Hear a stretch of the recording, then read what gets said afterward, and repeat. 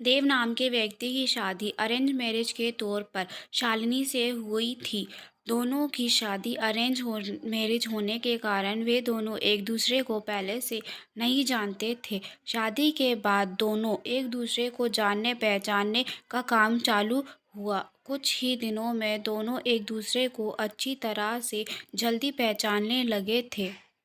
जब दोनों में अच्छी तरह से पहचान हुई, दोनों एक दूसरे को समझने लगे, तो देव को लग रहा था कि उसे एक बेहतर ही पत्नी मिली है, क्योंकि उसे पूरी तरह से समझने के बाद उसे समझ में आ गया था कि लव मैरिज करना कोई ज़रूरी नहीं है, अरेंज में भी अच्छी पत्नी मिल जाती है।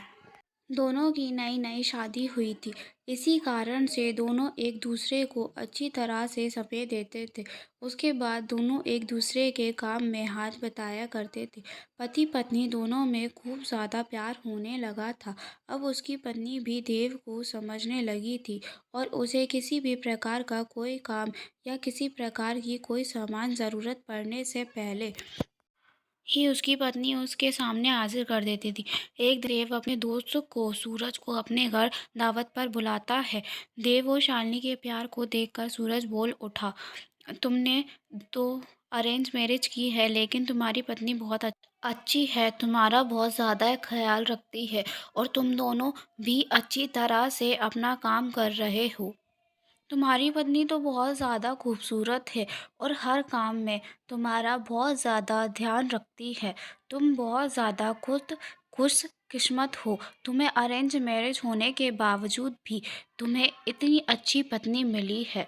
एक दिन देव अपनी पत्नी से कहता है कि तुम जाकर तैयार हो जाओ, हम लोग कहीं घूमने जाने वाले हैं। हम लोगों की शादी को इतने दिन हो गए हैं और बहुत सारे काम होने के कारण हमें टाइम भी नहीं मिला है घूमने के लिए। चलो वहाँ आज हम लोग घूमने के लिए कहीं चलते हैं। इतना सुनकर उसकी पत्नी शालिनी ने कहती है कि आपने तो बहुत बिल्कुल अच्छा कहा जी, बहुत दिनों से हम लोग कहीं घूमने नहीं गए। अच्छा हुआ आज आपने बोल दिया, हम लोगों का मन नहीं लग रहा था। चलो कहीं घूम कर आते हैं। दोनों एक कार में बैठकर घूमने के लिए निकल पड़ते हैं। रास्ते में जब हवाई पर गाड़ी जाती है तो उसे एक बड़ी गाड़ी में टक्कर होने के कारण दोनों दुर्घटनाग्रस्त हो जाते हैं।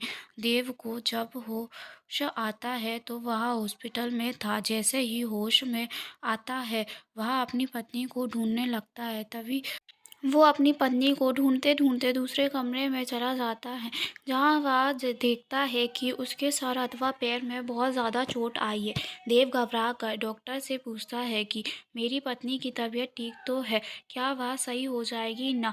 तभी डॉक्टर कहता है कि तुम्हारी पत्नी की पैर की नसों में ज़्यादा खून निकलने के कारण पैर को काटना पड़ा है, अब वह नहीं चल सकती। इतना सुनते ही शालिनी की आंखों में आंसू आ जाते हैं और वह कहती है कि मैं तो आपके ऊपर बोझ बन गई हूँ। उसके बाद देव कहता है कि ऐसी कोई बात नहीं है, इतने दिनों से तुम मेरा ख्याल रख रही थी, अब मेरा फ़र्ज़ बनता है कि मैं भी तुम्हारा ख्याल रखूँ। अब दोनों साथ मिलकर अपने घर की तरफ रवाना हुए। घर जाकर दोनों एक दूसरे के बिना ना रहने की कसम खाते हैं। फिर उसके बाद वह अपनी जॉब को छोड़कर घर से ही वर्क टू होम मतलब वर्क फ्रॉम होम किया करता था। साथ ही घर रहकर अपने पत्नी की मदद तथा उसकी देख रेख में उसका मदद किया करता था। इसी तरह एक दिन फिर सूरजदेव का दोस्त उसके घर आता है और कहता है कि तुम तो घर के काम करने लगे हो, तुम्हें बहुत अच्छे बिजनेसमैन हो, अपनी ज़िंदगी क्यों बर्बाद कर रहे हो एक लड़की के कारण? तुम अपनी दूसरी शादी कर लो, चाहे तो इसे भी अपने पास रखो, लेकिन तुम कंपनी में चलो काम करो। इसके बाद देव कहता है कि मेरी पत्नी से बढ़कर मेरी ज़िंदगी में कुछ भी नहीं है। मैं उसकी देखभाल हमेशा करूँगा और करता ही रहूँगा, क्योंकि हमेशा से ही उसने मुझसे प्यार करती है और हमेशा ही हम लोग पति-पत्नी आपस में प्रेम करते रहेंगे।